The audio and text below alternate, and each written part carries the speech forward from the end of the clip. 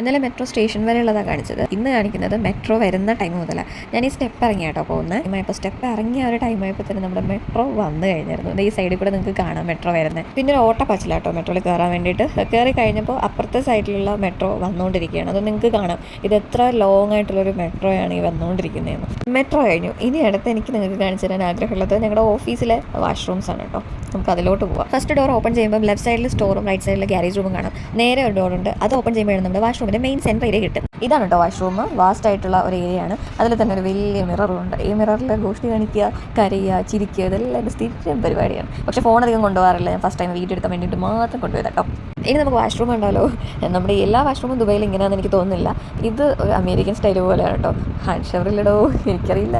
ഇത് first time കാണുന്ന സമയത്ത് ഞാൻ ആകെ ഞെട്ടിത്തരിച്ചു പോയി. എങ്ങനെ യൂസ് ചെയ്യുക? നമ്മളെ പോലത്തെ മലയാളികൾ അവിടെ വർക്ക് ചെയ്യുന്നത് കൊണ്ട് തന്നെ എനിക്ക് തോന്നുന്നു അതുകൊണ്ടായിരിക്കണം ഈ ഒരു മഗ് അവിടെ ഉണ്ട്. ഈ മഗ് യൂസ് ചെയ്താണ് ഞങ്ങളുടെ കാര്യം നടത്തിക്കൊണ്ട് പോകുന്നത്.